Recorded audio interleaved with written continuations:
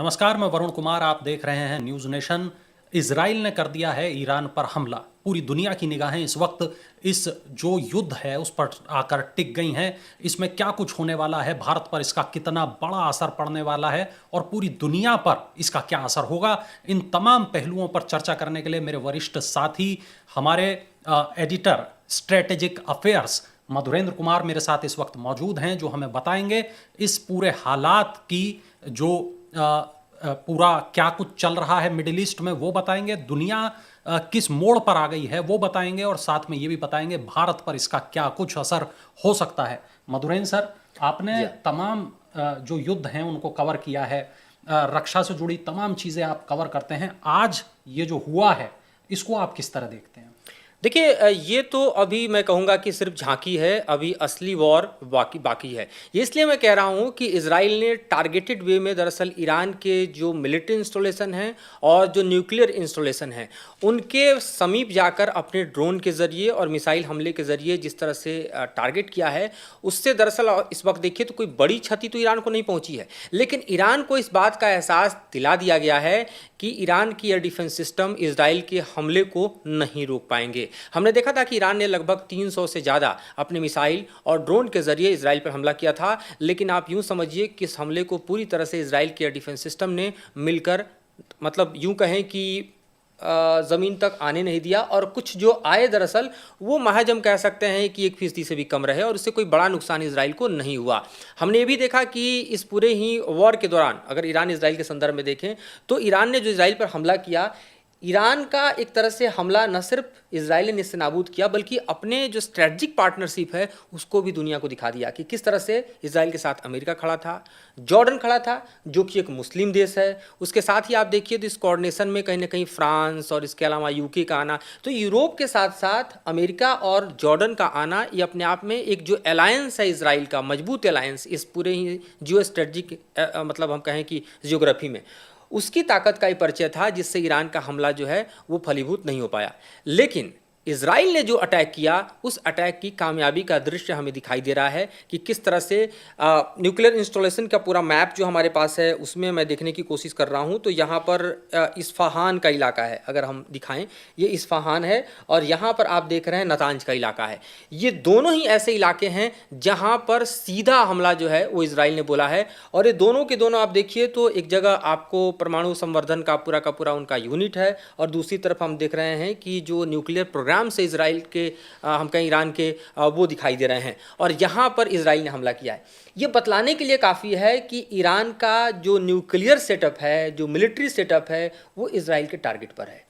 और ये सिर्फ मैं इसलिए कह रहा हूँ झांकी है क्योंकि इजराइल चाहता तो डायरेक्ट हिट कर सकता था, इजराइल चाहता तो इन इलाकों को पूरी तरह से दहला सकता है, निस्तेनाबूद कर सकता था और ईरान को भारी क्षति पहुंचा सकता था, लेकिन इजराइल ने ऐसा नहीं किया।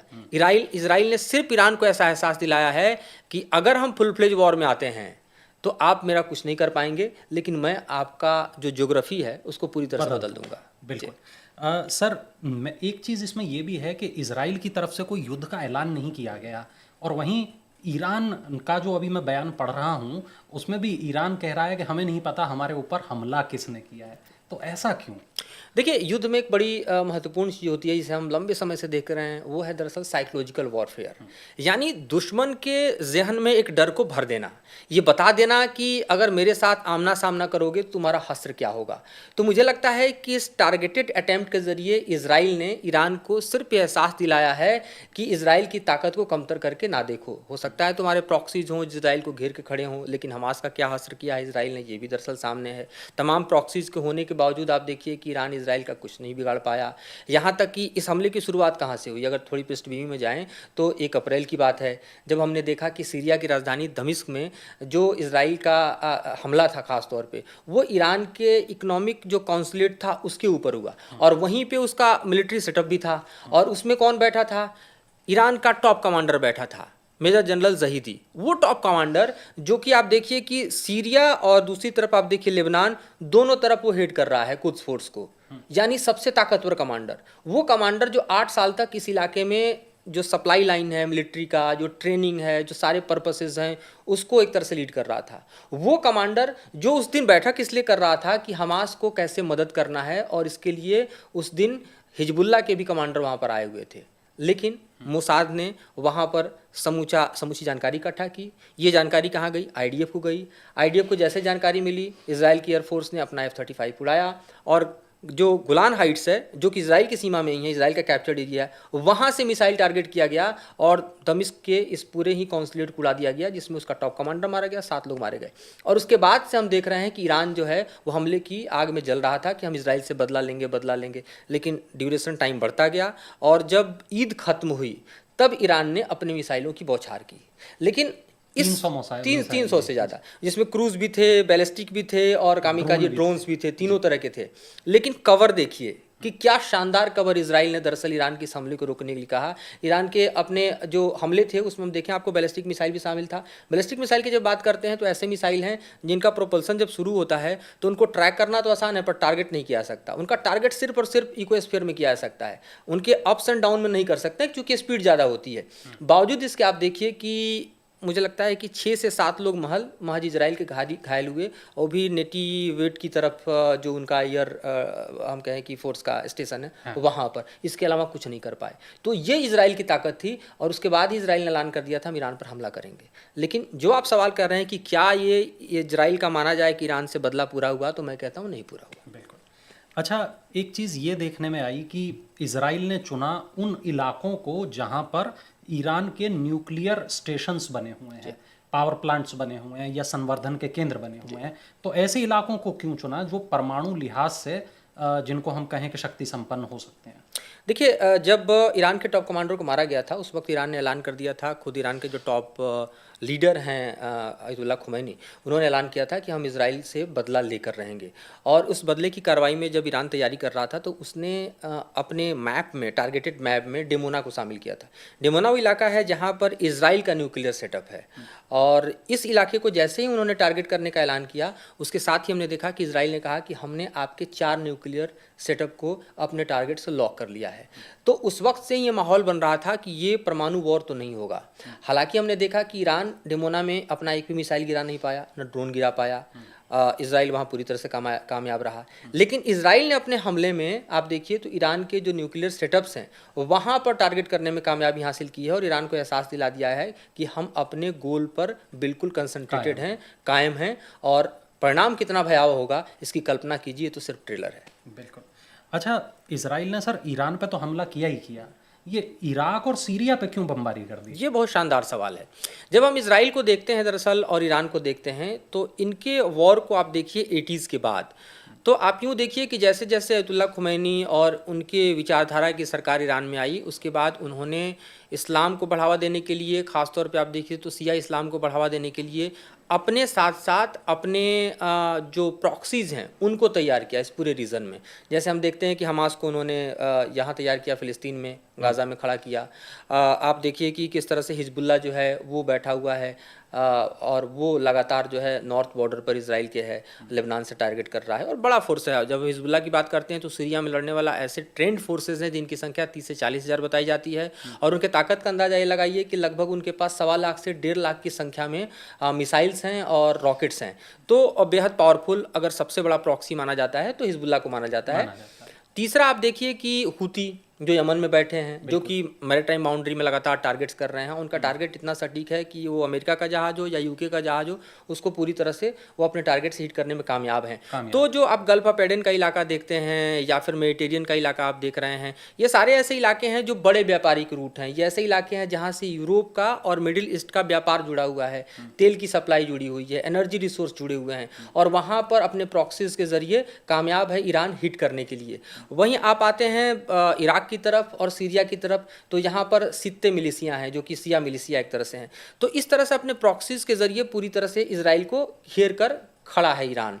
तो जब इजराइल ईरान पर अटैक करता है और उसके साथ साथ अगर सीरिया और इराक पर अटैक करता है, तो ये बतलाने के लिए काफ़ी है कि हम सिर्फ आपको ही नहीं मारेंगे, आपके प्रॉक्सीज को ही मारेंगे, क्योंकि इजराइल को पता है कि उसकी ताकत जो ईरान की है वो सिर्फ और सिर्फ ईरान तक सीमित नहीं है, उसके प्रॉक्सीज तक फैली हुई है। तो अगर इस पूरे ही हम कहें कि मैप से ईरान की ताकत को कम करना है और अपने आसपास भी कम करना है, तो प्रॉक्सीज को मारना होगा। हमें ये भी नहीं भूलना चाहिए कि हमास जो कि 20 किलोमीटर के फैले गाजा में अपनी ताकत को एकत्रित करके बैठा था, उसने इजराइल पर हमला किया। इजराइल के 7 अक्टूबर के हमले की हम बात कर रहे हैं पिछले साल की, जिसमें 1200 लोग करीब करीब इजराइल के मारे गए।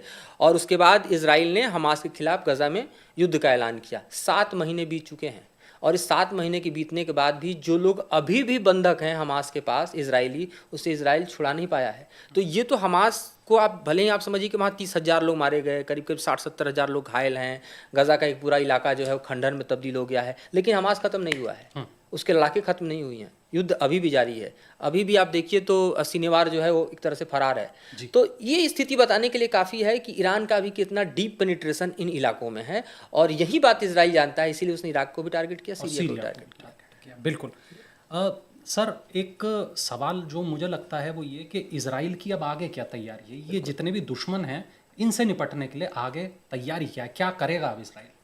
देखिए, इजराइल को अपने अस्तित्व को बचाए रखने के लिए जो लड़ाई है उसे जारी रखनी पड़ेगी, और इस लड़ाई में उसका सबसे बड़ा, अगर हम देखें तो टारगेट क्या है, सबसे बड़ा टारगेट ईरान है। क्योंकि ईरान का मानना है कि इजराइल को इस नक्शे में नहीं होना चाहिए। इजराइल मुसलमानों की ज़मीन पर कब्जा करके बैठा है, ये ज़मीन फिलिस्तीन की है, और इजराइल को एविल मानते हैं।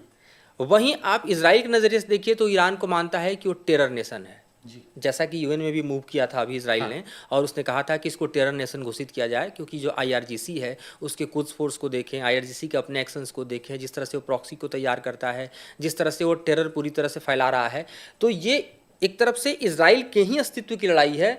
चूंकि ईरान इजराइल के अस्तित्व को खत्म करना चाहता है, और इजराइल को पता है कि वो अपने अस्तित्व को बचाने के लिए ईरान को किसी भी हद तक डैमेज कर सकता है, तो ये लड़ाई तो खत्म नहीं होने वाली। मुझे लगता है कि लड़ाई और आगे बढ़ने वाली है। ये और बात है कि अमेरिकन फोर्सेस के ज़रिए, मिडिल ईस्ट फोर्सेस के ज़रिए कुछ दिनों तक, कुछ समय तक दबा के रखा जाए कि आप लोग थोड़ा रेसिस्टेंस बरतिए। भारत के संदर्भ में जैसा कि आपने कहा, भारत की भी कोशिश होगी कि डिप्लोमेटिक चैनल से बात हो, और कहीं ना कहीं डिप्लोमेटिक चैनल से बात करने के लिए हम देखें कि कतर का रास्ता खोला गया था, जहाँ पर दरअसल प्रेजेंस हमास का भी है, ईरान का भी है, अमेरिका का भी है, और उसी के बदौलत कुछ दिनों का जो ट्रूस था वो भी हमने देखा था, जिसमें सैकड़ों लोग जो इजराइल के हैं वो रिहा भी हुए थे। 5 दिनों तक युद्ध थमा भी था हमास और इजराइल का। लेकिन इन सब के बावजूद आप देखिए तो जो दोनों ही देशों के बीच में तनाव का कारण है, युद्ध का कारण है, वो जस का तस है। और इस स्थिति में अब ये देखना है कि इस ट्रेलर के बाद इजराइल क्या करने वाला है, क्योंकि इजराइल पर ईरान का हमला साधारण हमला नहीं था, और ये जो हमला इजराइल ने ईरान पर किया है वो सिर्फ और सिर्फ एक झांकी है। तो मैं डराने के लिए है, ये बताने के लिए है कि आप हमारी ताकत को टेस्ट कर रहे हैं तो आपका परिणाम क्या होगा। अच्छा सर, इससे जुड़ा हुआ एक सवाल, अगर ये झांकी है तो यदि फुल फ्लेश्ड अगर युद्ध हो गया दोनों देशों के बीच, तब क्या होगा? बिल्कुल, क्या मैं ऐसे ये मान लूं कि ये वर्ल्ड वार में बदल जाएगा, परमाणु युद्ध में बदल जाएगा, मिडिल ईस्ट पर इसका क्या असर होगा, और ये किस तरीके से ज्योग्राफी को यहाँ बदल सकता है? बिल्कुल वाजिब सवाल है। ये किसी भी हद तक जा सकता है, मतलब इसको इमेजिन करना अपने आप में कहें आज की तारीख में बेहद मुश्किल होगा। लेकिन अगर हम इजराइल के प्लान को ज़रा समझने की कोशिश करें, क्योंकि आप इजराइल और ईरान के बीच देखते हैं तो लगभग 1800 किलोमीटर की दूरी है, लैंड बाउंड्री दोनों का नहीं है एक दूसरे के साथ। अगर इजराइल की सेना ने ईरान पे हमला किया है तो उसको जाहिर है कि सीरिया क्रॉस करते हुए, सऊदी होते हुए और टर्की से होकर ईरान के एयर स्पेस में जाना होगा। तो आप समझिए कि बीच में 2 से 3 देशों का एयर स्पेस आता है जिसको क्रॉस करना है। और यहाँ पर आप देखिए तो मिडिल ईस्ट में प्रेजेंस किसका है? अमेरिकन फोर्सेज का है। चाहे आप सऊदी में देखिए, चाहे आप कतर में देखिए, चाहे आप यहाँ तक कि कुवैत में देखिए, ये सारे ऐसे इलाके हैं जहाँ पर अपने फोर्सेज के साथ अमेरिका बैठा हुआ है, जो कि इजराइल को सपोर्ट कर रहा है।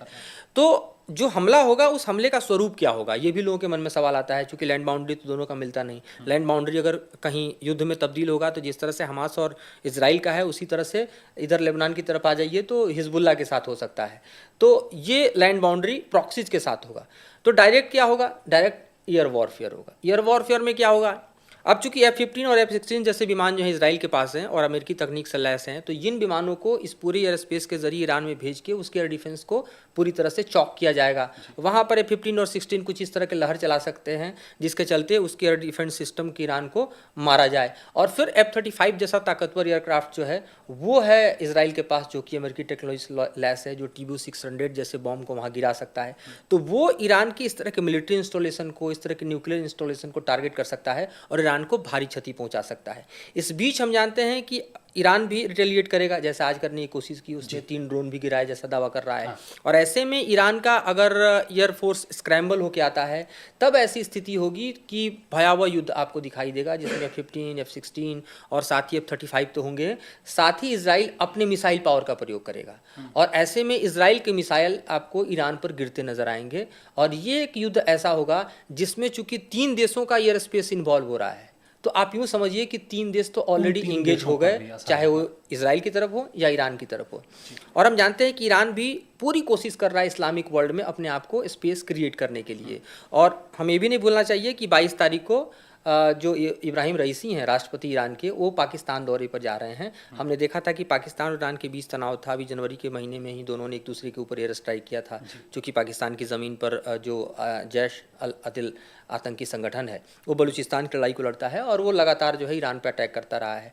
तो उसके ऊपर एयर स्ट्राइक ईरान ने किया था, बदले में पाकिस्तान ने भी ईरान पर स्ट्राइक किया था। लेकिन अब इन दोनों देशों के संबंध सुधर रहे हैं। तो ये इसके मायने क्या है? इसके मायने यह है कि ईरान इन तमाम चीज़ों को भूलकर अपना ग्लोबल स्पेस बढ़ाना चाहता है, और चाहता है कि कुछ मुस्लिम देश उसके साथ हैं, और इसमें पाकिस्तान की बड़ी भूमिका हो सकती है, क्योंकि पाकिस्तान को भी इस वक्त पैसे की दरकार है। तो इसके बदले ईरान जो है चाबहार के साथ जो उसका पाइपलाइन प्रोजेक्ट है उसको शुरू कर देगा। तो यहाँ एनर्जी जो रिसोर्सेज हैं पाकिस्तान में वो थोड़े सस्ते हो जाएंगे, उसकी इकोनॉमी का बर्डन कम होगा, बदले में ईरान को पैसा भी मिलेगा। लेकिन साथ ही साथ आप देखिए ईरान को 2 बड़ी चीज़ें मिलेंगी, एक तो पाकिस्तान जैसा मुस्लिम पावर, और दूसरा मिलिट्री पावर। क्योंकि पाकिस्तान की मिलिट्री पावर की जब हम बात करते हैं तो ये चाइना, रसिया और अमेरिका तीनों को कनेक्ट करता है, क्योंकि समय समय पे पाकिस्तान तीनों को बार्गेन करता रहा है। और करंट पोजीशन अभी पाकिस्तान का ऐसा है कि वो रसिया से भी हथियार लेके सप्लाई ईरान को कर सकता है, चाइना से भी लेके ईरान को हथियार की सप्लाई कर सकता है। तो ये बड़ा इंपॉर्टेंट डेवलपमेंट है जो देखना चाहिए, और मुझे लगता है कि ईरान भी इस वॉर जोन में आने से पहले ये पूरी तैयारी करके आएगा। बिल्कुल बिल्कुल। तो मुझे उम्मीद है कि आपके ज़हन में जो सवाल हैं उनके जवाब आपको मिले होंगे, लेकिन फिर भी यदि इस मुद्दे से जुड़ा अगर कोई सवाल आप पूछना चाहते हैं तो नीचे कमेंट बॉक्स में उसे ज़रूर कमेंट करिएगा, ताकि हमारे एक्सपर्ट दोबारा इस तरीके का सेशन हमारे साथ करें और आपके सवालों के जवाब दें। नमस्कार। धन्यवाद।